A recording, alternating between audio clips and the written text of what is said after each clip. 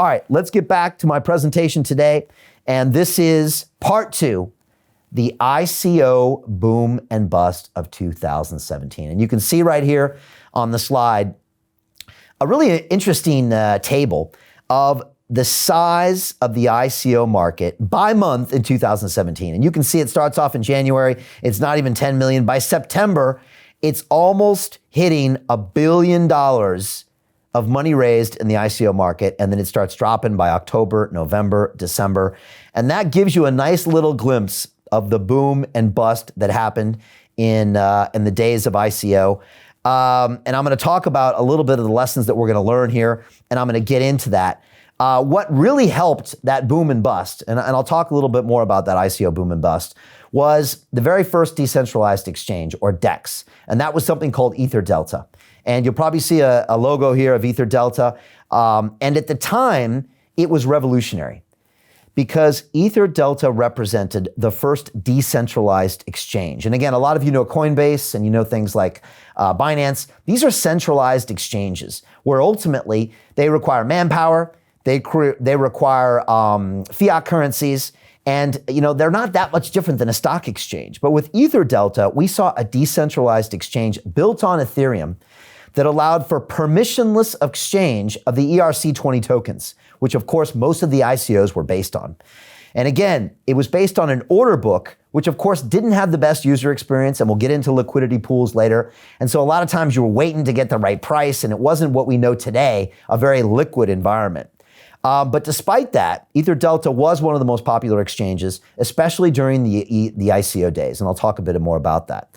Unfortunately, the exchange was hacked at the end of 2017. The hacker got access to the EtherDelta front end. It proxied the traffic over to a phishing site and ended up scamming the users out of about $800,000.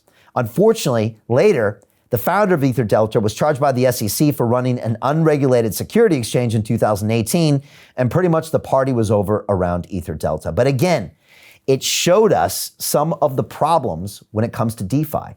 And that's why we have to stress test this stuff. That's why it's so important that these things are anti-fragile.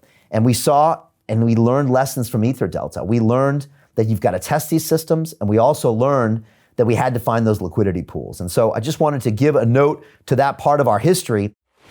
DeFi, which stands for decentralized finance. This is a $9 trillion per year marketplace. I want to talk about our brand new DeFi Academy. Our first program is called the DeFi Accelerator, and we have been absolutely inundated with applications from around the world. I'm going to be talking about how you can profit from what I'm calling the greatest dislocation of wealth in human history. Decentralized finance is already revolutionizing the world of finance.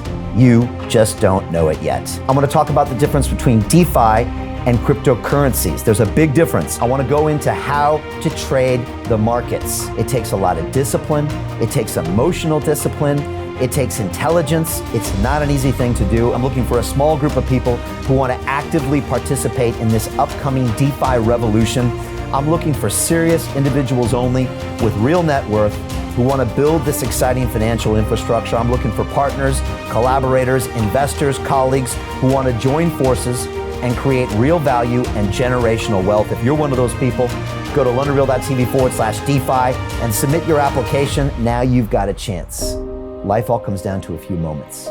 You have a chance now to join me on this incredible adventure for the next 10 years. It will change your life, the lives of your children and grandchildren, maybe the life of billions of people on this planet. What are you going to do?